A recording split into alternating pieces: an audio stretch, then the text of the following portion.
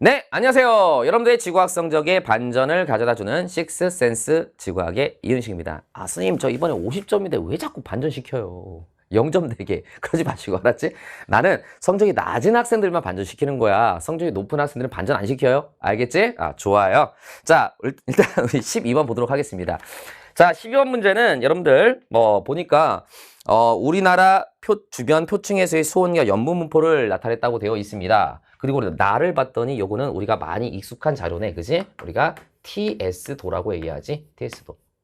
TS도로 가지고 우리는 염분과 수온의 관계를 가지고 밀도를 판단할 수 있고요.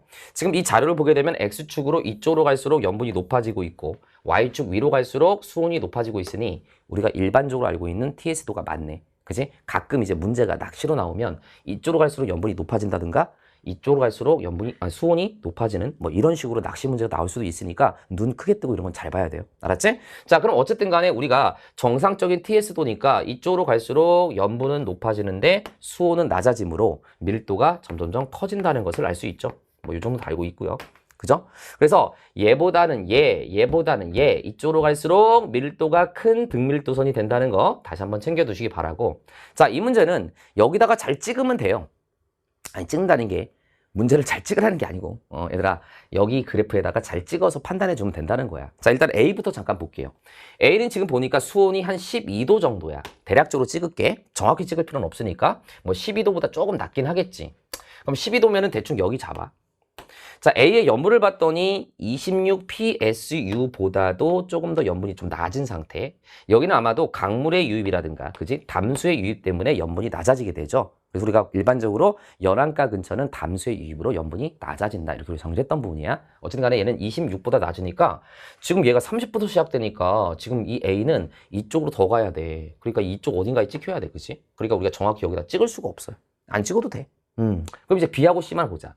B를 보니까 B는 수온이 지금 보니까 여기쯤이야. 대략 잡는 거야. 여기 10도 있고 여기 12도 있으니까 여기 사이니까 대략 11도 정도로 잡으면 되는 거야. 11도. 자, 11도면 대충 여기를 잡을게. 요렇게.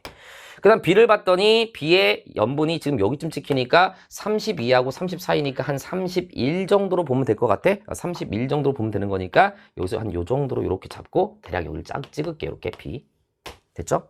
그 다음에 C만 찍으면 되겠네. 자, C를 보면은 16도에서 만나요. 수온이. 자, 16도면은 여기네. 얘는 또 완벽하게 16도네. 그 다음에 얘 같은 경우는 염분이 여기 있는데 이런 거 당황하지 마. 34 지나가고 있고 35 지나가고 있으니까 얘는 대략 34.5 psu 요 정도로 잡으면 되는 거야.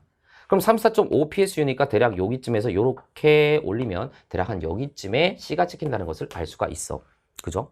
그럼 우리가 이쪽으로 갈수록 밀도가 커지는 거니까 지금 등밀도선이 C의 등밀도선이 당연히 B와 만나고 있는 등밀도선보다 더 밀도가 큰 등밀도선을 만나고 있잖아. 그래서 우리는 B보다 C의 밀도가 어떻다는 것을 알 수가 있어? 크다는 것을 알 수가 있어.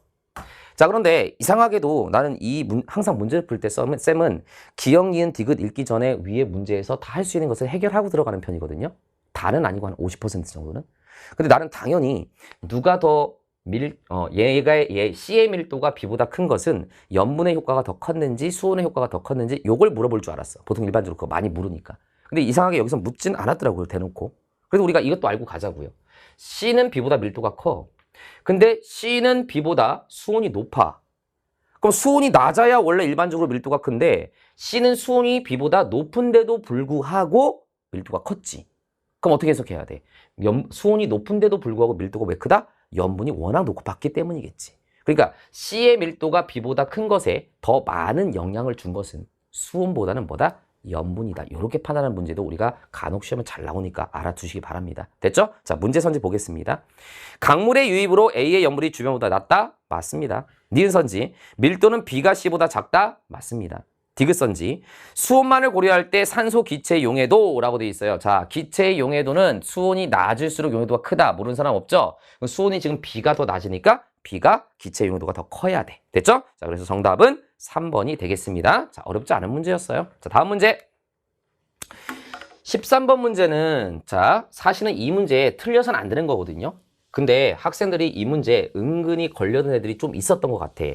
그거 왜 그런 거냐? 자, 분석을 해줬을 때 이 마그마의 용융곡선에 대한 이 그래프의 이해를 정확하게 하지 않고 공부를 하는 학생들인 거야. 그러니까 본인이 만약에 이 문제를 틀렸다. 그럼 본인은 이해 위주의 공부를 아직 하지 못하고 있구나라는 것을 여러분들이 진단을 내려야 되는 거야. 알았지? 그러니 너희들이 이해 위주의 공부를 하지 않으니까 자꾸 어떻게 되는 거야? 자료가 나올 때마다 새로운 자료라고 자꾸 생각하는 거야. 근데 이해 중심으로 공부를 하는 학생들은 새로운 자료가 아니거든. 다 똑같은 자료를 바꿔놨을 뿐인 거야. 이해되니? 쌤 아까는 총평할 때 뭐 암기가 중요하다면서요. 얘들아, 그러니까 우리가 국어를 잘해야 되는 거야. 암기가 제일 중요하다는 게 아니라 이해 위주를 공부를 해야 되는데 결국 이해까지 했으면 암기까지 이루어지는 게 공부의 완성이라는 얘기인 거지. 선생님 말의 의미는. 이해됐지? 가볼게요. 자, 지금 보면은 여러분들이 여기서 디귿의 이 그래프, 요 그래프가 뭔지 알 거야. 얘가 바로 뭐예요? 멘틀의 용곡선이지. 그지? 멘틀의 용곡선. 근데 멘틀 물질이 녹으면 부분 용융되기 때문에 무슨 마그마가 만들어져? 현무암질 마그마가 만들어진다 그랬잖아. 그러니까 얘는 멘틀의 용융곡선, 다른 말로 현무암질 용융곡선이라고 볼 수가 있어. 현무암질 마그마의 용융곡선. 자, 그런데 얘 같은 경우는 우리 공부에서 많이 알지만 물을 포함한 거야? 물을 포함하지 않은 거야? 물을 포함하지 않은 거지. 근데 얘가 만약에 이제 섭입대 같은 곳을 가게 되면은 그 섭입대에서 섭입하는 판이 멘틀에다가 물을 공급해주기 때문에 멘틀 물질의 용융점이 낮아진다 그랬지? 그래서 우리가 배운 대로 니은처럼 이렇게 용융점이 낮아져. 요게 바로 물을 포함한, 그지? 물을 포함한 멘틀의 용곡선. 이렇게 판단할 수가 있겠지. 됐어? 자, 그 다음에 얘도 알고 있지. 여기서 이렇게 가는 얘. 자, 공부를 좀 열심히 했으면 바로 나와야 돼. 기억은 뭐냐면 얘도 물을 포함하는 거야. 기억해둬야 돼. 물을 포함하고요. 얘는 물을 포함한 화강암질 마그마의 용융곡선이야. 알았지? 화강암질 용융곡선. 화강암의 용융곡선. 이렇게 보면 되겠지. 자, 그럼 이제 이걸 가지고 우리 한번 정리를 한번 해보도록 합시다. 자, 문제 볼게요. 자, 기억. A 과정으로 생성되는 마그마는 B 과정으로 생성되는 마그마보다 SiO2의 함량이 많다. A 과정으로 생성되는 요 마그마는 뭐를 얘기하는 거야? 자, 화강암질 마그마, 유문암질 마그마가 만들어지는 과정이니까 얘는 섭입대에서 판이 섭해서 들어간 다음에 현무암질 마그마가 만들어지고 걔가 위쪽으로 올라가면서 대륙의 하부 등을 녹이게 되면 대륙의 하부의 온도가 높아지면서 유문암질 마그마가 만들어지게 되는 거지. 혹은 화강암질 마그마가 만들어지는 거야. 그래서 여기서 이렇게 가는 것은 바로 온도 증가에 의해서 유문암질이나 화강암질 마그마가 만들어지는 거라서 얘네들은 밝은 색을 띠고 있기 때문에 SiO2의 함량이 어때요? 높아요. 그래서 보통 일반적으로 63% 혹은 66% 이상이라고 얘기하지. 그지? 자, 그런데 문제에서 B 과정이라고 했는데 B 과정은 얘가 이쪽으로 가면서 어디에 닿냐면 물을 포함하지 않은 멘틀의 용곡선에 닿거든요. 그럼 요거는 바로 압력 감소, 깊이가 얕아졌으니까 압력 감소에서 만들어지는 거고 요거는 해령이라든가 혹은 열점이 주된 원인이 되는 거지. 해령이나 열점에서는 주로 압력 감소에서 의해서 현무암질 마그마가 만들어집니다. 그죠? 그러니까 얘 같은 경우는 현무암질 마그마니까 현무암질 마그마는 얘들아 SiO2의 함량이 매우 어둡죠. 매우 어두워서 SiO2 함량이 적어. 얼마보다도 적어? 52% 이하라는 것도 우리가 다시 한번 챙겨 두셔야 됩니다. 이 숫자도 우리 평가를 나왔었으니까 기억선지는 맞는 거. 자, 니은 B 과정으로 상승하고 있는 물질은 주위보다 온도가 높다라고 얘기를 했습니다. 자, 이건 무슨 말이냐면 자, 이렇게 가고 있는 거야. 그럼 무슨 말이냐면 우리가 B에서는 더 땅속이야, 그지? 땅속에 있었던 물질이 위로 올라오는 거야. 압력 감소해서 위로 올라오는 거지. 그럼 땅속에 있었던 물질은 당연히 땅의 온도는 일반적으로 땅속으로 들어가면 들어갈수록 온도가 그렇게 높아져. 그럼 땅속에 있었던 애가 압력 감소해서 더 얕은 곳으로 끌어올라간다는 얘기는 이 물질은 원래 어디 있었던 애야? 깊은 곳에 있었던 애지. 그럼 당연히 주변에 비해서 온도가 높은 상태겠지. 이렇게 판단이 가능한 거야. 자, 이해됐죠? 무슨 말인지? 그래서 니은 선지는 맞는 거로 봐야 됩니다. 자, 그 다음에 디귿. 물의 공급에 의해 멘틀 물질의 용융이 시작되는 깊이는 해양 하부에서가 대륙 하부에서보다 깊다. 자, 요거 때문에 걸려든 애도 있었을 것 같은데 이걸 걸려들었다는 얘기는 아까도 얘기했지만 원리적인 공부가 좀 덜 되어 있다라고 봐야 되는 거야. 자, 봐봐. 물의 공급에 의해 멘틀 물질이 용이되기 시작하는 깊이라고 했으니까 뭐를 봐야 되는 거냐면 얘를 봐야 돼. 딴 애를 보면 안 돼. 근데 니네가 엄한 걸 보는 애들이 가끔 있어. 왜 쌤 얘를 봐야 돼요? 아니 문제에서 멘틀의 용곡선이라고 그랬잖아. 그리고 물을 포함했다며. 그럼 요 곡선만 봐야지. 다른 곡선 볼 필요 있어요? 없어요. 얘는 이미 멘틀의 용곡선이 아니에요. 그렇잖아. 얘는 대륙지각 하부가 녹으면서 화강암질 마그마의 용곡선이야. 얘는 물을 포함하지 않은 거야. 그럼 디귿선지에서 물을 포함한 멘틀의 용곡선이니까 이거잖아. 그리고 우리가 마그마가 된다? 액체가 된다는 것은 무슨 말이야? 용융점보다 땅의 온도가 더 높아졌을 때 이론상으로 마그마가 되는 거잖아. 이런 기본적인 원리를 알고 있어야지. 그러면 자, 해양의 지하의 온도 분포로 봤을 때는 요 지점이 딱 만나는 지점이잖아. 그럼 여기서부터는 이론상으로 이 용융곡선에 비해서 온도가 높으니까 여기서 마그마가 만들어지는 구간이 되는 거지. 근데 대륙의 지하 온도 분포로 봤을 때는 여기가 딱 겹치는 부분이잖아. 그럼 여기서부터 들어가면서 마그마가 만들어지는 거지. 그러니까 당연히 해양의 지하 온도 분포가 대륙의 지하 온도 분포보다 더 이런 식으로 가기 때문에 더 얕은 깊이에서 마그마가 만들어지고 얘가 더 깊은 깊이에서 마그마가 만들어진다라고 자료를 해석하면 되는 거란 말이야. 알았지? 자료 해석의 근간은 암기 막 다다다다 한 다음에 자료 해석 문제만 많이 풀어보자 해서 자료 해석이 되는 게 아니라 원리 중심적인 공부를 해서 그것을 확장시켜가는 연습을 하는 게 자료 해석의 기본 근간이 되는 거야. 알았지? 디귿선지에서 이것은 틀린 선지라고 봐야겠지. 다시 한번 보자. 물의 공급에 의해 멘틀 물질의 용융이 시작되는 깊이는 해양 하부에서가 대륙 하부에서보다 얕다라고 해야 합니다. 정답은 3번이 정답. 됐죠? 자, 다음 문제 볼게요. 자, 14번 문제인데요. 자, 항상 이런 식의 문제가 나왔을 때는 내가 아까도 문제 풀 때 얘기했지만 태양을 이용해야 된다. 알았지? 항상 태양의 물리량을 기억하는 게 되게 중요하고 항상 문제 풀 때마다 태양의 물리량을 어떻게 써먹을 수 있는 것을 고민을 해야 돼. 자, 그럼 여기서 문제에서 광도 계급이 나와 있는데 광도 계급이 문제 조건에서 하나는 주기혈성, 하나는 초거성, 하나는 그냥 거성이라고 돼 있어. 그죠? 그럼 찾아야 되는데 딱 보니까 야, 그래 생각을 해보는 거야. 생각해보니까 태양은 분광용이 G2. 그지? G2. 그 다음에 절대 등급이 약 4.8등급 정도. 기억해 두라고 그랬지, 그지? 아까 문제 풀 때 내가 잠깐 얘기했잖아. 자, 그런데 딱 보니까 G0가 보이네. 얘가 태양하고 뭔가 분광용이 비슷해. 그러니까 태양보다는 살짝 온도가 높겠지. 태양은 G2니까. 자, 그러고 봤더니 태양의 절대 등급이 약 4.8등급인데 얘는 태양보다 온도가 조금 높다 보니까 절대 등급도 조금 작은 거야. 광도가 클수록 절대 등급이 작은 거니까.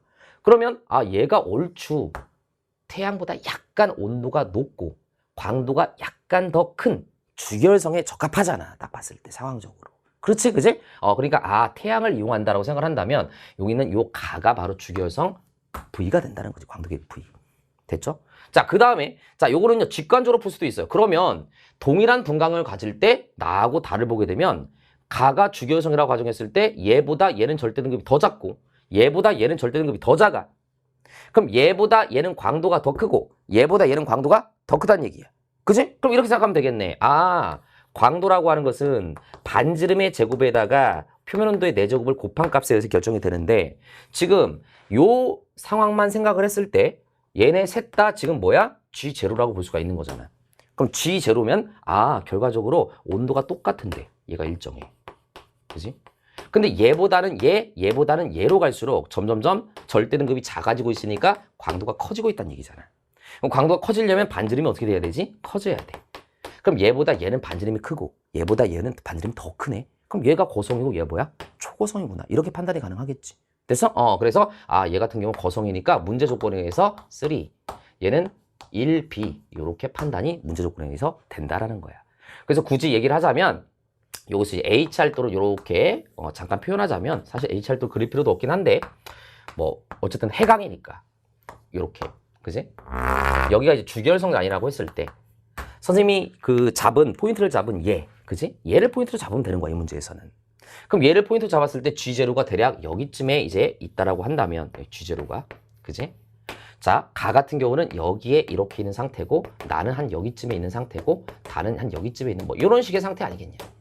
그지? 그러니까 동일한 표면 온도일 때 자, 얘들아 광도가 다르기 때문에 우리는 뭐를 나눠? 광도 계급을 구분한다 그랬지. 그지? 그래서 사실은 이 문제도 그걸 알려주기 위한 문제가 되는 거야. 쌤이 수업 시간에 광도 계급이라고 하는 것은 그냥 광도에 따라서 구분했다라고 하지 말고 동일한 표면 온도일 때 광도가 다르기 때문에 광도 계급을 표현했다 그랬잖아요. 그래서 얘가 V, 얘가 3, 얘가 1B 이렇게 된다는 것을 알 수가 있는 겁니다. 자, 문제 볼게요. 자, 보겠습니다. 기억, 가는 주기혈성이다. Yes. 나에서 광도가 가장 작은 별의 표현온도가 가장 낮다라고 돼 있어. 표현온도가. 그럼 광도가 가장 작은 별이 뭐냐면 자, 그죠? 나라고 했으니까 얘 거성에서 광도가 가장 작다는 얘기는 절대 등급이 가장 크다는 얘기지. 그러니까 얘가 절대 등급이 가장 크네. 그지? 그럼 얘가 절대 등급이 가장 큰데 온도는 G0야.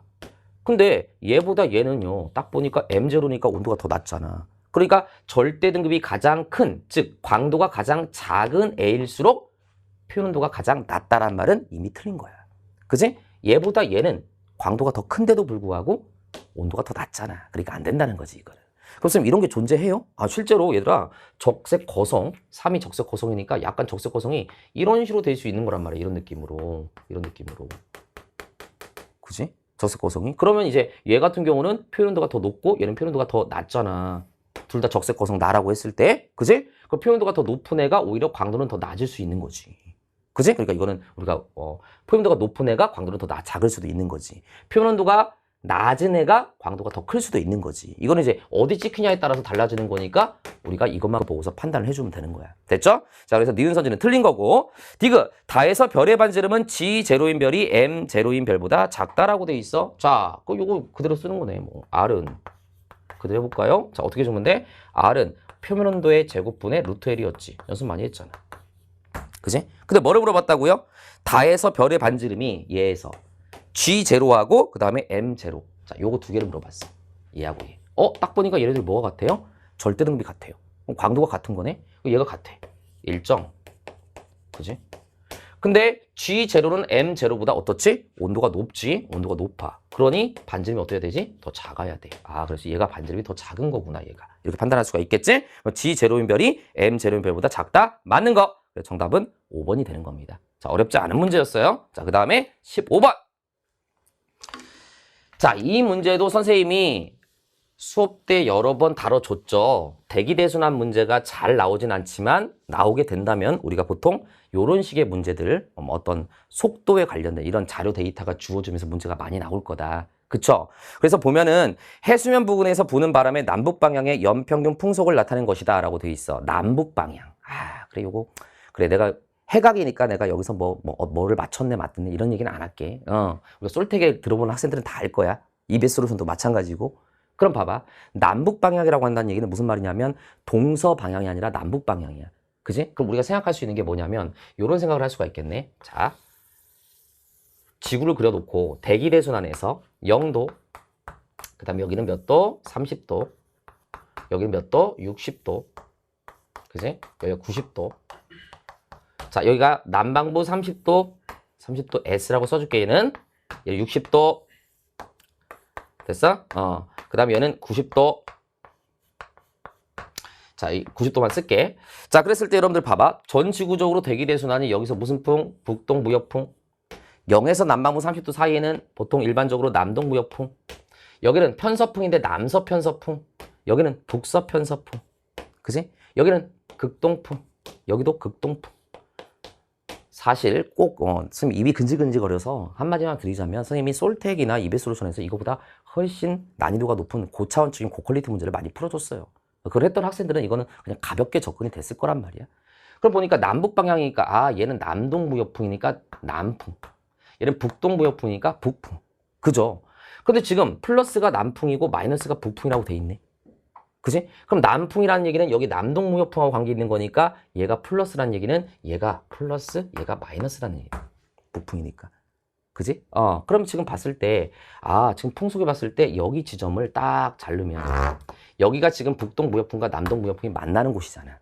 쌤, 왜 딱 0도가 아니에요? 이것도 내가 열심히 설명해 줬잖아. 실제로 우리가 북동무역풍과 남동무역풍이 만나는 경계를 열대수렴대라고 얘기하는데 이 열대수렴대 위치는 위도 정확히 0도의 고정은 아니다. 이 자료에서는 지금 여기쯤 잡고 있는 거야. 그럼 여기를 기준으로 해서 여기가 플러스고 여기가 뭐야? 마이너스지. 그럼 플러스란 얘기는 뭐지? 남풍이 분다는 얘기니까 여기는 남풍, 여기는 북풍. 남동 무역풍이 부는 쪽, 북동 무역풍이 부는 쪽. 그럼 남동 무역풍이 부는 쪽이니까 여기가 남반부. 그지? 여기는 북동 무역풍이 부는 쪽이니까 여기가 북방부. 이렇게 일단 얘기가 되겠네. 요거 가지고 일단 접근해 볼게요. 자, 근데 문제 조건에서 요거 가지고 써야겠다. 기역과 니은은 60도 N과 60도 S 중 하나라고 했으니까 요것도 써줄게요. 60도 얘는 S가 되는 거지? 얘는 60도 N이 되는 거야. 자, 기역선지. 기역은 60도 S이다. 자, 맞습니다. 니은선지. A에서 헤들리 순환의 하강 기류가 나타난다. 자, A는 지금 여기 지점이고 여기 지점은 지금 선생님은 그냥 기본적으로 0도를 기준으로 잡았지만 여기 열대수렴대 근처를 얘기하는 거야. 그지? 그럼 열대수렴대에서는 상승 기류가 나타나죠. 헤들리 순환의 하강 기류는 30도 근처에서 나타나죠. 그죠? 자, 그래서 어쨌든 간에 니은선지는 틀린 거. 자, 디귿선지. 페루, 해류는 B에서 나타난다고 해 있어. 자, B의 영역을 보면 B는 지금 여기서부터 여기까지야. 여기부터 여기까지. 그지? 그럼 여기는요. 자, 일단 봐봐. 일반적으로 무역풍과 편서풍의 경계는 30도 근처지만 얘도 실측 자료에서는 딱 30도가 안 된 거야, 지금. 그지? 선생님이 이렇게 그린 것은 아까도 얘기했지만 대략적으로 우리가 평균치를 나타낸 거고 이 자료에서는 딱 30도가 거기 만나는 경계가 아니란 말이야. 그럼 여기는 지금 마이너스고 여기는 플러스니까 여기는 북풍, 요거는 뭐야? 여기는 남풍이 불어야 되는 거지.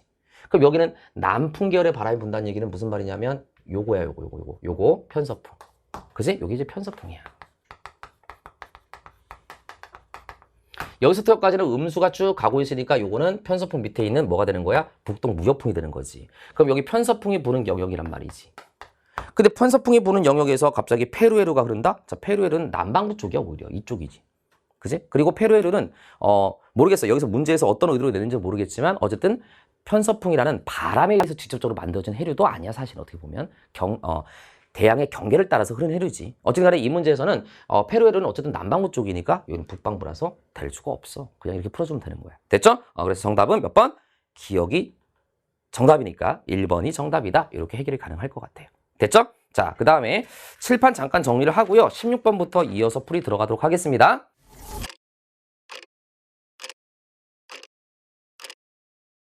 자, 16번 문제 이어서 들어가도록 할게요. 자, 16번 문제도 사실은 선생님이 솔텍에서 다 설명을 했었던 부분이었죠. OX 문제도 내가 넣었던 걸로 기억을 하는데, 자, 일단 펜지어스와 윌슨이 처음으로 이제 지상 안테나를 통해서 우리가 우주변 복사가 있다는 것을 알아냈고, 그래서 내가 역사적 흐름을 좀 알아두는 게 도움이 된다 그랬잖아.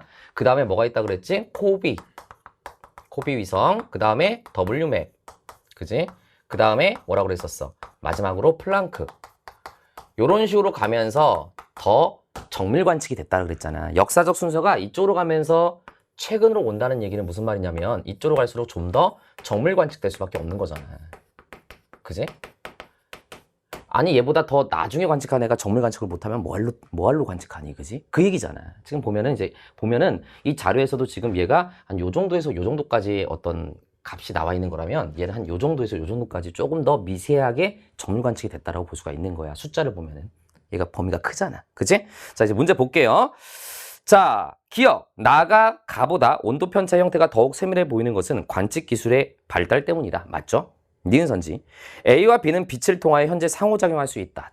딱 보자마자 선생님하고 수업했던 거 느껴지니? 그지? 딱 뭐야? 아, 이거 뭐를 묻는 거야? 우주의 지평선 문제를 묻는 거구나.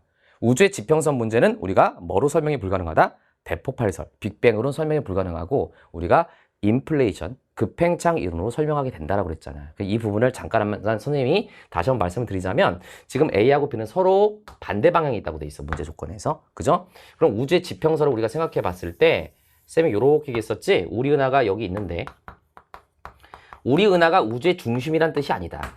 다만 우리가 우주의 지평선이라고 하는 것은 관측 가능한, 즉 빛의 광속으로 멀어진다고 가정한 지점, 여기까지 관측 가능한 영역까지의 끝을 우리는 우주의 지평선이라고 얘기한다. 그지? 자, 그랬을 때, 자, 지금 A하고 B가 지금 서로 우주 지평선의 반대측에 이렇게 있다라고 가정을 한다면, 그지? A 입장에서는 다시 요걸 반증으로 해서 요렇게 원을 그리면 요게 A 은하 입장에서의 우주 지평선이고, B 은하 입장에서는 다시 이제 요렇게, 물론 지금 여기는 A하고 B가 은하는 아니야. 어떤 지점이라고 봤을 때, 선생님이 이제 은하라고 가정했을 때, B 입장에서는 다시 요걸 반전으로 해서 요렇게 돌리는 요 원이 바로 우주의 지평선이 되는 거야. 따라서 얘의 관측하는 영역은 여기고, 얘의 관측하는 영역은 여기야. 그러니까 여기서부터 여기까지는 빛이 도달할 수가 없는 거지. 그지? 여기서부터 여기까지는 빛이 도달할 수가 없는 거. 이걸 기억을 해두시면 되겠지? 그래서 서로 만날 수 없어. 즉, 상호작용할 수가 없었어. 됐죠? 그래서 우리가 급팽창 이론에서는 뭐라고 이것을 설명했다고 그랬지? 우리가 초기의 우주에는 아주 조그만 작은, 우리가 지평선보다 작은 우주가 있었고, 여기서 조그만이라고 하니까 진짜 우주가 요만했다고 생각하는 애들인데 그건 아니고 지평선보다 작은 우주가 있었고 여기서 이미 정보를 교환했다라고 얘기하는 게 바로 이제 급팽창의 어떤 설명이 되는 거지. 자, 이해됐죠? 그래서 어쨌든 니은선지는 A와 B는 빛을 통하여 현재 상호작용할 수 있다는 말은 안 되는 거야. 상호작용할 수가 없는 거야. 서로 만날 수가 없는 거야. 알았지? 자, 그다음 디귿선지. A와 B의 온도가 거의 같다는 사실은 급팽창 우주론으로 설명할 수 있다? 이거 많이 우리 연습했던 거잖아요. 그지? 정답이 몇 번? 3번이 정답이 된다. 이렇게 볼 수가 있는 문제. 자, 됐어요. 자, 그다음 17번 문제. 자, 17번 문제부터 해서 17, 그 다음에 19, 20번이 조금은 학생들이 이제 조금 골탕을 먹을 수 있을 만한 문제들이었어요. 그죠? 자, 요거부터 한번 보자. 쌤이 수업 시간에 뭐라고 그랬냐면 요즘에 1단원에서 이 지층의 대비 쪽, 절대연령 쪽이 조금 뜨거운 감자로 대두가 됐다라고 내가 얘기했고, 아니나 다를까 9평에서도 지금 뒤쪽 페이지에 포진이 됐습니다. 그죠? 자, 그런데 이 문제는 그렇게 색다른 자료가 아니에요. 계속 얘기하지만 여러분들이 색다른 자료라고 느낀다는 것은 제대로 원리적인 공부를 안 했기 때문에 다른 자료라고 생각하는 거야. 결국 다 똑같은 거야, 맥락 자체가. 그거를 이해해야 돼.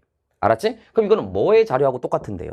이건 굳이 선생님의 자작 문제로까지 거슬러 올라가지 않아도 돼. 이건 우리가 기출 문제에서 작년 수능 문제, 기억도 나. 작년 수능 19번 문제의 원리하고 되게 비슷한 거야. 뭐냐면 이 문제를 풀기 전에 선생님이 이 얘기를 먼저 하고 갈게요. 자, 예를 들어 가지고 요런 게 있지. 여기에 자, 심성함이 이렇게 있다고 해보자. 아래쪽에 심성함이 있어. 관이밤이지. 그지? 관이밤이 이렇게 뭐 이런 식으로 있고, 뭐 여기에 이제 이런 식으로 십자가 표시를 이렇게 해볼게요. 관입됐다는 뜻이야. 그지?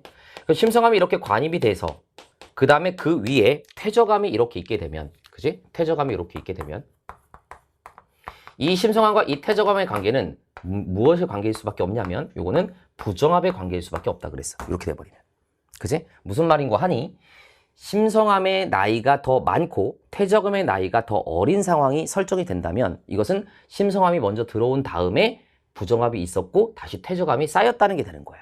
알겠지? 그래서 예를 들어서 이 심성함을 알파라고 하고 이 퇴저감을 베타라고 한다면 만약에 알파의 나이가 베타의 나이보다 많다면 이 알파와 베타와의 관계는 무슨 관계일 수밖에 없다고? 부정합의 관계일 수밖에 없다고. 여기서는 관입의 법칙이 성립되지 않는 거야. 아, 그럼 쌤 말은 이런 얘기군요. 심성함과 퇴저감의 관계는 부정합의 관계 아니면 관입의 법칙에 의한 관계군요. 맞아요. 둘밖에 없는 거야. 근데 만약에 밑에 있는 심성함의 나이가 더 많다라고 한다면 이것은 당연히 퇴저감이 있는 상태에서 얘가 관입돼서 들어온 게 아니라 얘가 먼저 들어왔고 부정합이 있었고 다시 퇴저감이 위에 있을 수밖에 없는 거라고. 그리고 이런 것들을 우리가 무슨 합이라고 얘기해? 난정합이라고 얘기하는 거잖아. 우리 교과 과정에서. 그지? 부정하면 밑에 심성함이나 변성함이 있을 경우에 우리는 난정합이라고 얘기하지. 이렇게 되는 거잖아. 자, 그런데 만약에 자, 다른 케이스. 자, 알파보다 베타의 나이가 더 많은 상황이야. 그럼 베타가 지금 퇴저감이라고 보는 거야?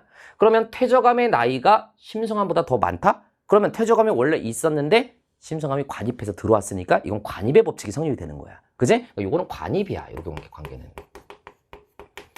좀 더 정확히 얘기하면은 베타가 퇴저감이니까 알파라고 하는 심성함이 퇴저감이 쌓인 뒤에 관입해서 들어온 거지. 그럼 이렇게 돼버리면 이제 이런 얘기가 되는 거지. 자, 원래 이제 요런 식의 어떻게 그릴까요? 약간 요런 식의 어떤 퇴적층이 있었는데, 퇴적층이 이렇게 있었는데 요 퇴적층을 우리가 뭐라고 본다? 지금 여기서 베타라고 봤을 때 이거 퇴저감이야.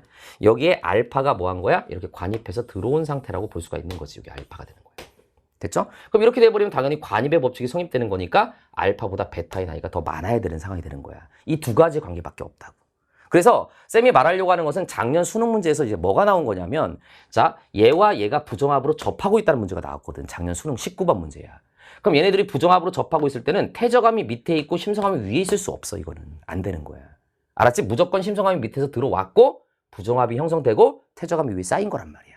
이해되니 무슨 말이지? 이런 걸 여러분들이 이해를 해주면 되는 거지. 그러니까 그거랑 원리가 똑같은 거야.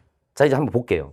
지금 이 자료를 보면은 X축에서 이쪽으로 갈수록 연령이 증가한다는 것을 알 수가 있어. 연령이 증가하지.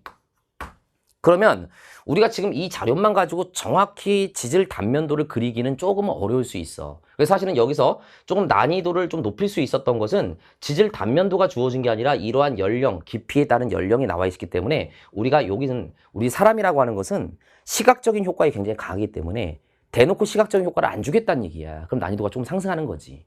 그러나 너무 어렵게 생각하지 말고 이쪽으로 갈수록 연령이 증가하는 거니까 우리는 정확히 단면도를 그리는 거에 집착하지 말고 연령의 생성 순서를 먼저 따져보자는 거지. 그럼 가장 먼저 나이가 가장 많은 애를 찾아야 되는데 나이가 가장 많은 애가 지금 요 C야, C. 그지? 그리고 A하고 C는 지금 퇴저감이고 B하고 D는 지금 보니까 얘는 화성암이야. 자, 관입이 되거나 이렇게 돼버리면 얘는 연령이 거의 일정한 거지. 아래쪽이나 위쪽이나. 근데 얘 같은 경우는 퇴적암이다 보니까 깊이 들어감에 따라서 연령이 증가하고 있고 깊이 들어감에 따라서 연령이 증가하고 있는 거야. 그지? 그럼 여기서 일단 얻을 수 있는 정보는 가장 나이가 많은 게 C야. 그리고 깊이 들어감에 따라서 연령이 둘 다 A하고 C가 증가하고 있다는 얘기는 지층의 역전은 없었어. 여기까지도 확인해 볼 수가 있는 거야. 그럼 이제 C가 가장 먼저 있었고 그 다음은 두 번째 연령이 바로 뭐냐면 C가 이제 여기서 이렇게 쌓여. 그치? 지층의 역전 없었으니까 여기서부터 먼저 쌓여서 점점점 퇴적이 되는 거야.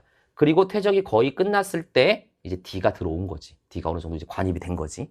그래서 그 다음 순서가 바로 이제 D가 되는 거야. 자, 그 다음 순서를 보게 되면 B보다 A의 나이가 많지? 그 다음에 이제 A쯤이 되는 거고. 그치? 얘가 이제 관입되는 어떤 시점쯤에 이제 A가 이제 쌓이기 시작했고, 그 다음에 이제 마지막으로 B가 다시 들어온 거야. 그죠? 그럼 이 관계에서 봤을 때 A는 무슨 암이야? 퇴적암이라고 돼 있고 문제에서 B는 화성암이라고 돼 있단 말이야. 그럼 퇴적암과 화성암이 있는 상태에서 얘보다 얘가 나이가 더 좋다고? 어리다고. 그럼 나이가 더 어린 화성암이 있다는 얘기는 무슨 말이냐면 얘가 있는 상태에서 얘가 관입해서 들어왔으면 들어왔지 얘가 부정합의 관계는 아니란 말이지. 그죠? 이해되니? 무슨 말인지? 얘네들이 부정합의 관계는 될 수가 없는 거지. 관입이면 관입이지. 이랬어요? 왜냐면 A보다 B의 나이가 더 어려. 나이가 어린 애가 밑에 있어야 돼. 왜? 심성암과 퇴적암의 관계는 심성암이 무조건 밑에 있어야 된다 그랬잖아. 근데 얘가 나이가 더 어리고 얘가 나이가 더 많은 상태가 되려면 요 조건이 될 수밖에 없는 거야. 이랬죠? 무슨 말인지? 그러니까 기역선지에서 A층 하부에 기저효감에는 B의 암석 조각이 있다는 무조건 틀릴 수밖에 없는 거지. 그러니까 기역에서 얘기하려고 하는 것은 기저효감이라는 말을 했기 때문에 얘네들이 지금 부정합 관계냐를 물어보고 있는 거야. 부정합 관계가 아니지. 틀렸어요? 자, 그 다음 니은선지. 반감기는 X가 Y의 2배이다. 자, 그냥 따져보자. X는 여기가 50이잖아. 처음에 양의 절반이 될 때까지. 그때까지 걸린 시간을 우리는 뭐라고 얘기해? 반감기라고 얘기하는 거니까 X의 반감기는 2억 년이고 그 다음에 Y의 반감기는 1억 년. 즉 X의 반감기는 Y의 반감기의 2배라고 말할 수가 있겠네. X가 반감기가 더 큰 거야. 됐죠? 자, 그러면 니은선지는 맞는 거네. 이거 고쳐주는 문제네. 그다음 디귿선지. B와 D의 연령 차이는 3억 년이다 라고 했는데 뭐 경우의 수를 따지는 문제였는데 이 정도의 경우의 수는 우리 연습 많이 했잖아. 그럼 한번 보자. 일단 우리가 화성암 갖다가만 얘기하는 거니까 문제 조건에 의해서 B하고 D를 얘기하는 거야. 근데 보면은 D가 확실한 것은 B보다 어때요? 나이가 많잖아. 그치? D가 먼저 관입해서 들어온 거니까. 그럼 이 상태에서 문제 조건에 뭐라고 돼 있냐면 B와 D의 각각의 방사성분수의 함량은 50%와 25%라고 돼 있어. 그러니까 B가 50%고 D가 25%라는 얘기야. 이 얘기지. 그럼 이 중에서 X는 여기 있는 거냐, 여기 있는 거냐, Y는 여기 있는 거냐, 여기 있는 거냐 맞추라는 얘기가 되는 거잖아. 그럼 얘의 나이가 더 많은 상황을 해당되는 것을 고르면 되는 거지. 만약에 얘가 Y고 얘가 X였다고 해보자. 그럼 얘는 지금 반감기가 2번 온 거야. 25%니까. 그럼 Y의 반감기는 뭐였지? Y의 반감기는 지금 보니까 1억이었어. 여기다 쓸까요? 얘는 1억이고요. 얘는 2억이었어. 그럼 얘가 2번 왔으니까 얘는 얼마가 돼? 2억이 되지, 이러면. 그죠? 근데 X 같은 경우는 지금 반감기가 한 번 왔어. 그럼 반감기가 2억이니까 얘는 그대로 2억이 돼. 이건 말이 안 돼. 왜? D는 B보다 나이가 많아야 되는데 얘네들이 지금 나이가 똑같이 나온단 말이야. 그럼 이게 아니란 얘기잖아. 그럼 남은 건 하나밖에 없네. 얘가 Y가 아니라 D가 X였어. 그 다음에 얘가 뭐였어? Y였어. 그럼 해보면 얘는 X인데 X의 반감기는 2억이니까 반감기 2번 왔어. 그럼 얘는 몇 억이 되는 거야? 얘는 4억. 그지? 자, 얘는 반감기가 한 번 왔는데 반감기가 얼마야? Y는 1억이잖아. 그러니까 반감기가 한 번 왔으니까 얘는 1억이야. 이렇게 된다는 거지. 얘네들의 나이 차이는 3억이야. 이렇게 되는 거네. 그 디귿선지 맞는 걸로 보면 되겠습니다. 정답 몇 번? 4번이에요. 자, 어렵지 않죠? 자, 18번 문제 들어가겠습니다. 자, 18번 문제는 외계행성 탐사 문제인데 역시나 외계행성 탐사 문제 그렇게 빡세게 내지 않았어요. 그죠? 오히려 사설에서 선생님이 출제하는 문제들이 훨씬 더 외계행성 탐사 문제가 빡세요. 그러니까 이런 정도 문제는 여러분들이 연습이 많이 되었을 거라고 생각이 들어요. 아마도 17번부터 20번까지 네 문제 중에서는 그래도 18번 문제가 가장 수월하지 않았을까라는 생각이 들긴 해요. 알았지? 자, 일단 볼게요. 지금 보니까 가하고 나에서 조건을 잘 봐야 돼. 서로 다른 외계 행성계야. 근데 가와 나의 별의 반지름이 똑같대. 그럼 내가 뭐라고 그랬냐면 너희한테 수업할 때 원래 밝기에 대해서 얘들아 원래 별의 밝기에 대해서 어두워진 이 폭의 비율은 뭐에 의해서 결정된다 그랬지? 항상 별의 면적에 대한 뭐의 면적? 행성의 면적에 비에 의해서 결정된다 그랬잖아요. 그지? 요거에서 결정되는 거야. 그죠? 그럼 얘도 자, 원래 밝기에 대해서 어두워지는 요 폭의 비율은 별의 면적에 대한, 그지? 행성의 면적에 비해서 결정되잖아요. 행성의 면적. 근데 문제 조건에서 이 두 별의 반지름이 같다고 했으니까 얘의 별의 면적과 얘의 별의 면적은 어떤 거야? 같은 거잖아요. 그럼 우리는 이제 행성의 면적의 비만 결정하면 되겠네. 그지? 자, 그러면 얘를 봤을 때 얘는 지금 얼만큼이 지금 어두워졌냐면 원래 밝기가 중심의 밝기가 1이라고 했을 때 행성에 의해서 식이 나타나다 보니까 얼만큼? 0.003만큼이 어두워졌어. 그지? 근데 얘는 원래 1에 대해서 0.990으로 보였다는 얘기는 0. 얼만큼? 0.01만큼, 0.01만큼, 요만큼이 어두워진 정도란 말이야. 그지? 그럼 결과적으로 가대 나에서 행성의 면적의 비는, 가와 나의 행성의 면적의 비는 자 3대 뭐가 되는 거냐면 여기 지금 하나, 둘, 세 칸이니까 10이 되는 거야. 그지? 즉 가의 행성은 나의 행성의 10분의 3배가 된다는 거지. 근데 이것은 뭐가? 면적이. 이 정도에 걸려들면 안 되지. 우리 많이 나왔던 거잖아. 그지? 반지름이 아니라 뭐라고요? 면적이. 알겠지? 면적은 파이 r 제곱이잖아. 자, 이제 문제 볼게요. 자, 봅시다. 기억, 식현상이 지속되는 시간은 가가 나보다 길다. 자, 이건 뭐 그냥 자로 그대로. 식현상이 지속되는 시간은 가가 나보다 길죠. 예스. 니은, 가의 행성 반지름은 나의 행성 반지름의 0.3배이다. 아니죠. 면적이 0.3배죠. 그러니까 틀렸어요. 자, 됐고. 디귿선지, 중심별의 흡선의 파장은 식현상이 시작되기 직전에 식현상이 끝난 직후보다 길다. 뭐 이거는 여러분들 사실 뭐 그림을 그리지 않아도 되는데 그냥 한번 그림을 그려볼게요. 이렇게 행성이 돌고 있고 별이 돌고 있고 여기 공통지향 중심이 있다고 해보자. 우리 시선 방향이 여기서 바라보고 있다고 해보자. 많이 연습했던 거잖아. 그치? 그럼 식이 나타나기 위해서는 자, 만약에 별을 반시계 방향으로 돌리면 행성도 반시계야. 별을 시계로 돌리면 행성도 시계지. 그러면 식이 나타나려면 중심별이 뒤에 있고 행성이 이렇게 앞에 있는 이런 상황이 돼야 돼. 요때가 식이 나타나는 거야. 그치? 그럼 행성이 여기서 이런 식으로 돌 때 이 중심별은 여기서 이런 식으로 돌아야 돼. 그죠? 그럼 행성이 여기쯤 요렇게 있을 때, 자, 요렇게 연결하면 항상 마주 봐야 되는 거니까 별은 여기 있는 거고, 행성이 여기쯤 있을 때 별은 여기쯤 있어야 되는 거야. 그지? 그럼 요때가 식이 나타나기 전, 행성이 여기 있을 때가. 여기가 식이 나타났으니까 여기가 식이 나타난 후. 그럼 식이 나타나기 전에는 중심별이 지금 뭐 하고 있어? 후퇴하고 있으니까 무슨 편이? 적색 편이. 그지? 식이 나타난 후에는 지금 얘가 별이 이쪽으로 가고 있으니까 점점 우리 눈에 다가오고 있어. 무슨 편이? 청색 편이. 그럼 적색 편이가 파장이 더 어때야 돼? 청색 편이보다 길어야 되겠지? 이쪽이 파장이 더 길다. 전이 더 길다. 자, 그래서 식이 시작되기 직전이 식현상이 끝난 직후보다 길다. 맞는 선지. 정답이 몇 번? 3번입니다. 됐죠? 자, 그 다음에 19번 가겠습니다. 자, 드디어 예상대로 고지자기 문제가 나왔네요. 그죠? 19번의 고지자기, 20번의 엘니뇨는 우리가 작년에 어떤 트렌드를 그대로 따르고 있다라는 느낌이 들거든요. 그럼 올해 수능에서도 역시 고지자기하고 엘니뇨는 나올 가능성이 상당히 높은 단원이 되어버렸어요. 알겠지? 일단은 19번 문제를 볼게요. 쌤이 항상 뭐라고 그랬어? 이런 문제 풀 때는 항상 실제로는 고지자기극이 이렇게 있었던 게 아니었다 그랬지. 내가 그것만 기억하라 그랬지. 실제로는 항상 고지자기극은 원래 북극 여기 있었어. 그지? 근데 이 문제는 살짝 바뀐 게 뭐냐면 고지자기 북극을 얘기하는 게 아니라 이건 고지자기 남극을 얘기하는 걸로 살짝 바꿨어. 근데 어차피 마찬가지야, 푸는 과정은. 알겠지? 그리고 내가 뭐라 그랬어? 항상 시험 문제에서 평가원에서 뭐라고 선지를 낸다 그랬어? 단 고지자기극은 고지자기로 추정한 진북 방향이며 진북의 위치는 바뀌지 않았다. 그 말은 고지자기극은 진북에 있었고 거기에 과거부터 현재까지 고정이었다라고 생각하고 풀라고 그랬지. 근데 얘는 고지자기 남극으로 바꿨으니까 고지자기 남극은 항상 여기 있었다는 얘기야, 이제. 그지? 우리 원래 문제는 이제 여기 있었다라고 하는 건데. 그지? 여기 있었던 거야. 그러면 500MA 때도 여기 있었던 거고 420MA 때도 여기 있었던 거고 모든 시점에 사실은 다 여기 있었던 거야.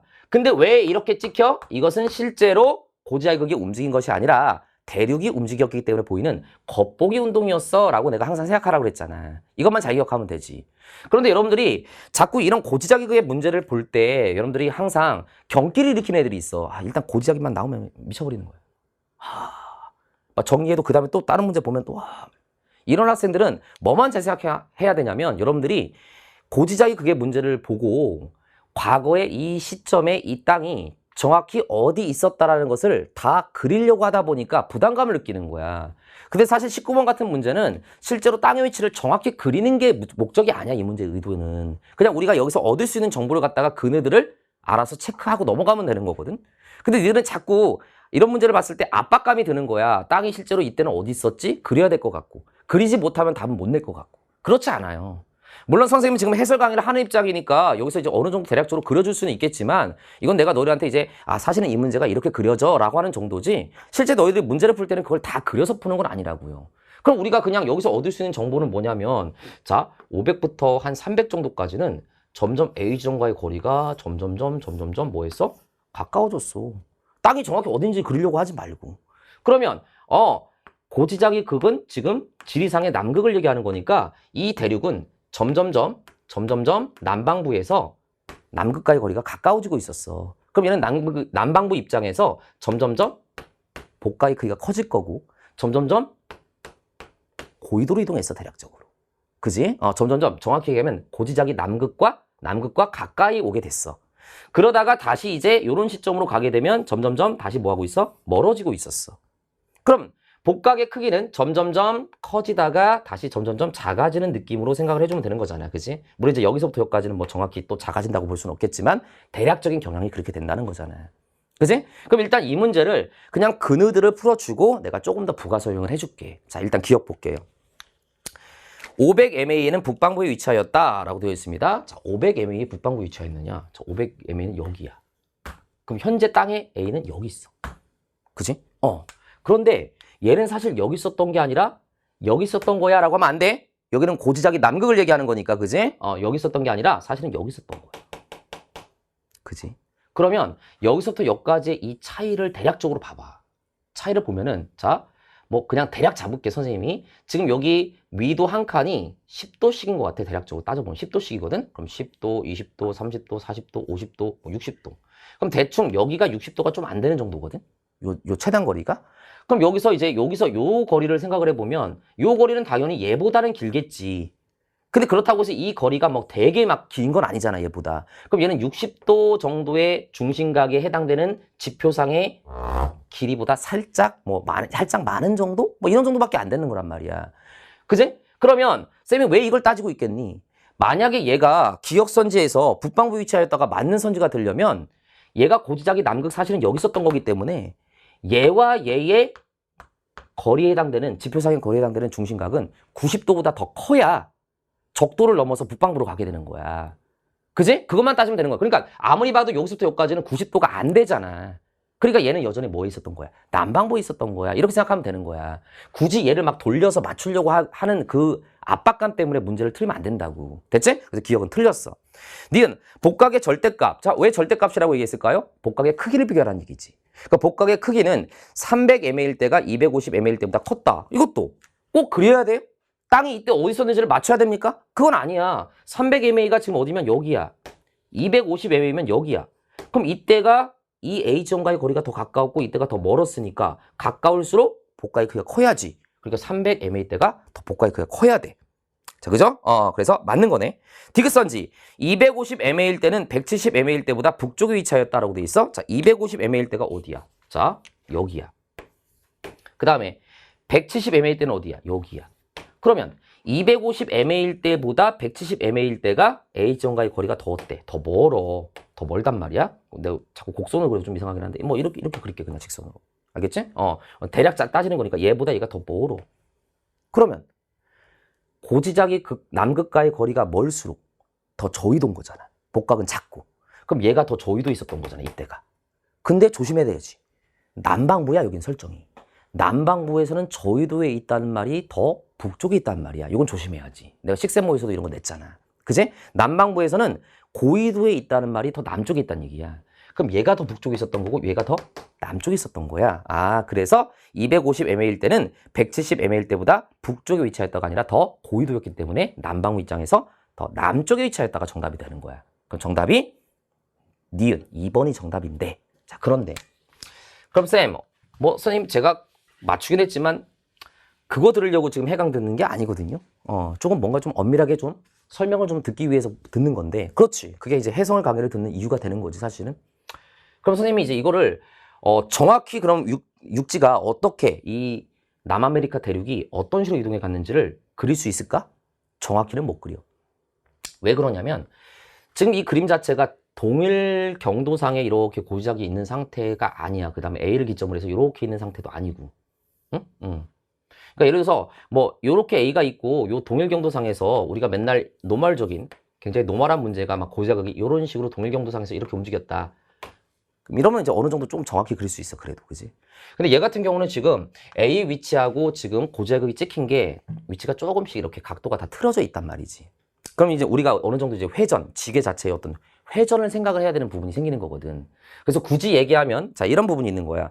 우리가 작년 수능 문제, 탐구활동 문제 분석을 하나 쓴다 알겠지만, 뭐 어떤 회전축을 중심으로 해가지고 고지각을 원래 그 극에다가 맞춰가지고 같이 땅도 그만큼의 각도를 똑같이 회전시켜서 돌려서 맞추는 뭐 이런 거 있잖아. 그럼 어떤 회전축이 여기서 제시가 돼야지 우리는 어느 정도 알 수가 있는 거야. 다만, 선생님이 대략적으로 어느 정도 이제 회전은 조금 뭐 약간 무시하고 대략적으로 요 위치만 가지고서 우리가 판단을 좀 한다면, 회전을 좀 무시한다면, 그러니까 선생님이 지금 그리는 게 정확히 그리는 건 아니지만 이해를 돕기 위해서 그리는 거야. 이런 거야. 여기 500mA에 해당되는 요 지점을 여기다가 맞추는 거지. 왜? 사실은 여기 있었던 거니까. 우리 이런 연습 많이 했잖아. 근데 요 A 지점과 얘와의 거리는 일정하게 유지가 돼야 되겠지. 이 시기에 A 지점과 얘의 거리가 이 정도였던 거잖아. 그지? 그럼 얘를 그대로 이렇게 맞추면 선생님 우주로 나가버립니다. 땅이 지구 밖 우주로 나가버리는데요. 이거 뭐예요? 이거 뭐 허블의 법칙이에요? 뭐예요? 자, 그건 아니고 얘가 이제 봐봐. 이렇게 맞추면 얘가 A가 밖으로 벗어난 게 아니라 이 지구본의 뒤로 들어가는 거예요. 됐지? 이렇게 맞추면 이 A는 내려가면서 지구본의 뒤로 들어가는 거라고.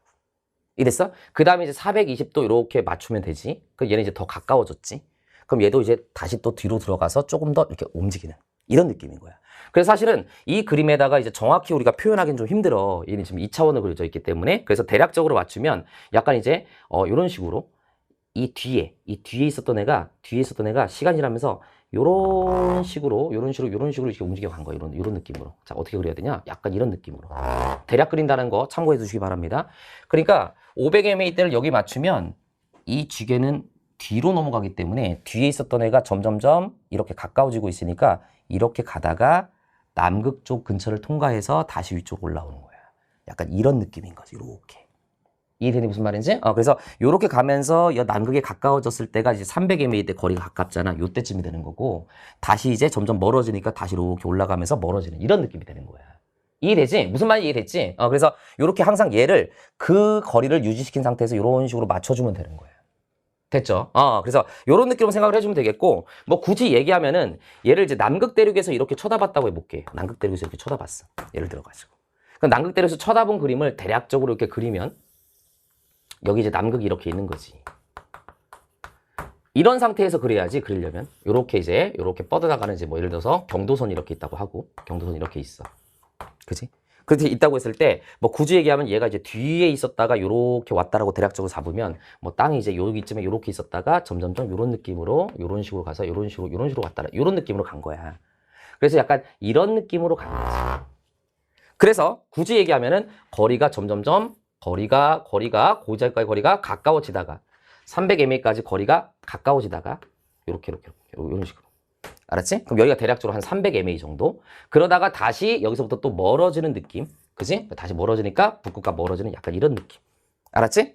참고로 다시 한번 말씀드리지만 선생님이 지금 그린 그림은 대략적으로 그린 거지 뭐 여기 개수와 여기 개수가 맞지 않네요. 뭐 그럼 여기선 다시 이렇게 갔는데 뭐 그런 걸 따지지 말고 대략적으로 이런 느낌이다. 난 그래서 봤을 때 생각할 수가 있는 거지. 됐죠? 자, 요런 정도로 우리가 생각을 해주시면 될 것 같아요. 자, 좋습니다. 자, 그래서 19번의 정답은 어쨌든 간에 2번이 정답이 되는 거고요. 자, 20번 문제 가볼게요. 20번 문제는 내가 앞에서도 잠깐 말씀을 드렸지만 사실 이 문제는 생소한 문제가 아니었고요. 학생들이 이 문제에 대해서 어려워한다는 것은 사실 솔직히 좀 냉정하게 얘기해서 공부를 더 해야 됩니다. 그러니까 내가 공부의 완성은 암기라고 말하는 게 이제 이런 문제를 가지고 얘기하는 거거든. 너희들이 공부가 좀 덜 되는 학생들은 이해만 하고서 넘어갔기 때문에 여기 20번이 나와 있는 뭐 동태평양에서 저군형 구름양의 편차, 서태평양에서 해명기압의 편차 이런 거 나올 때마다 자꾸 바로바로 생각이 안 나지. 시험 풀 때 그랬을 거야. 그럼 이제 자꾸 막 엘니뇨 때 한번 그려보고 또 이때 막 용수이 약했는지 강했는지 보고 기압이 이때가 여기가 높았는지 여기가 높았는지 따지고 이러다 보니까 시간 흘러가고 아 시간이 다 돼가는데 문제는 풀리지 않고 찍고 나오고 아이 뭐지? 멍미 이렇게 돼버리는 거란 말이야. 근데 공부를 좀 열심히 하는 학생들은 딱 글자만 딱 보고 아 이거는 엘니뇨 시기 때 요거는 편차가 양이야 요건 편차가 음이야 이게 바로바로 튀어나온단 말이야. 이게 이제 경험치의 차이인 거지 쉽게 얘기하면. 알았지? 그러니까 여러분들 항상 이해를 하면 암기까지 딱딱딱 튀어나올 수 있게끔 연습하는 거 되게 중요해. 수능 때까지 그런 연습을 해야 돼. 그러니까 내가 계속 얘기하지만 엘니뇨 라니냐 문제가 정말 선생님 입장에서 학생들이 걱정이 되는 문제가 나오는 것은 사실 이런 유형이 아니고 새로운 자료를 갖다가 너희한테 들이미는 경우야. 만약에 수능에서 그렇게 나온다면 오히려 오답률이 더 높을 거야. 이거는 여태까지 우리가 배웠던 내용들의 어떤 종합 백화점 느낌이야. 그거 갖다가 다시 한번 정리를 해봐라는 느낌이거든, 사실은. 물론 이제 경우의 수를 살짝 따지는 건 없지 않아 있었지만. 자, 그럼 볼게요. 일단 이 문제는 이렇게 생각하면 돼. 유형 1과 유형 2가 있는데 얘를 판단할 땐 뭐냐면 얘가 x가 양의 편차면 y도 양의 편차. x가 음의 편차는 y도 음의 편차. 요런 식으로 되는 관계가 이제 유형 1이야. 근데 얘는 반대로 된다는 얘기지. x가 뭔지 몰라도 양의 편차를 가질 때 y는 오히려 뭐가 되는 거야? 음의 편차를 갖게 되고 x가 음의 편차를 가질 때 y는 오히려 양의 편차를 갖게 된다는 얘기야. 그지? 그러니까 얘와 얘를 유형을 구분하는 방법은 플러스 플러스 마이너스 마이너스 이렇게 되면 유형 1인 거고 플러스 마이너스 혹은 마이너스 플러스 이렇게 반대로 되면 유형 2란 얘기야 쉽게 얘기하면. 이것만 잘 기억하면 되는 거지. 그지? 그럼 이제 거기서 자 물리량하고 관계 유형이 나와 있는데 여기 이제 선생님이 PPT를 준비를 이건 안 했기 때문에 A하고 동그라미 A 그 다음에 1 그 다음에 동그라미 B 이렇게 써줄게. 됐죠? 그 다음에 여기 X하고 Y가 이렇게 있어. 이렇게 있는 거지. 자 보자. 일단 이 문제를 풀 때는 하나를 설정하자. 엘니뇨식이라고 설정하던 라니아식으로 설정하던 그건 너희들 마음이야. 선생님이 엘니뇨식이라고 설정할게. 일관성 있게. 그럼 X가 이제 엘니뇨식이라고 해보자. 동태평양에서 저군형 구름양의 편차라고 돼 있어. 동그라미 A에서. 자, 동태평양에서 저군형 구름양의 편차.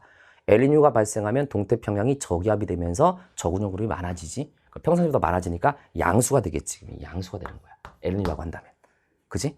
자, 그럼 이제 오른쪽 가자. 똑같이 엘니뇨라고 판단했으니까 Y도 엘니뇨라고 생각하고서 판단해야 되는 거야. 그지? 자, 서태평양 해수면의 높이에서 동태평양 해수면의 높이의 편차. 엘니뇨가 발생하면 동태평양과 서태평양의 높이 차이가 평상시보다 줄어드니까 이것은 음의 편차가 되겠지. 얘는 음수가 되는 거야. 그럼 양수, 음수니까 반대로 갔지. 얘는 양수면 양수여야 되고 음수면 음수여야 되는 거야. 그런데 얘가 양수고 음수니까 이거는 바로 뭐에 해당되는 거야? 유형 2에 해당된다는 것을 알 수가 있는 거지. 이게 뭐가 어려워. 어려운 거 아니잖아. 조금만 사고하면 되는 거잖아. 침착하게. 됐지? 자, 그 다음에 자 원이 나와 있는데 자 원은 일단 유형 1이라고 돼 있어. 유형 1. 자 서태평양에서의 해명기압 편차 똑같이 엘니뇨라고 생각할게. 엘니뇨라고 가정할게. 엘니뇨 때는 서태평양에서 기압이 평상시보다 더 높아져. 맞지? 그러니까 양수가 돼야 돼. 양수. 그런데 얘는 유형 1이라고 했으니까 유형 1은 양수면 얘도 뭐 해야 되는 거야? 양수해야 되는 거야. 얘가 뭐가 될지는 모르겠지만 얘도 양수가 돼야 돼. 그지? 자, 그 다음에 마지막 스몰 b. 스몰 b 봅니다. 서태평양 해수면의 수온에서 동태평양 해수면의 수온의 편차. 자, 엘니뇨가 발생하면 서태평양과 동태평양의 수온 차이가 줄어든다. 우리 누차 연습했던 거 아닙니까? 수온 차이가 줄어들어.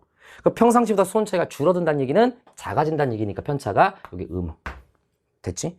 그 다음에 오른쪽 워커순환 3개의 편차. 엘니뇨가 발생하면 워커순환이 약해져 평상시보다. 라니아 때는 더 강해지는 거니까. 지금 엘니뇨로 다 가져가고 선생님 푸는 거니까 그럼 얘는 뭐가 되겠어? 약해지는 거니까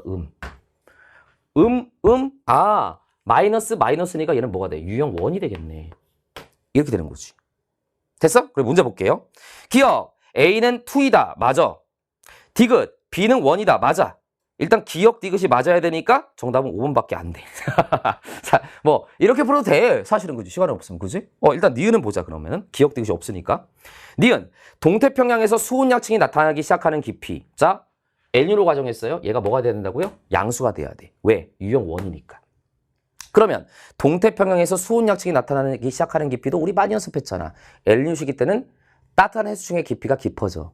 혼합층의 두께가 두꺼워져. 따라서 수은약층이 시작되는 깊이가 더 깊어지니까 원래보다 양수가 돼야 돼. 그지? 그러니까 얘가 양수가 되는 거니까 맞네. 여기 들어갈 수가 있는 거야.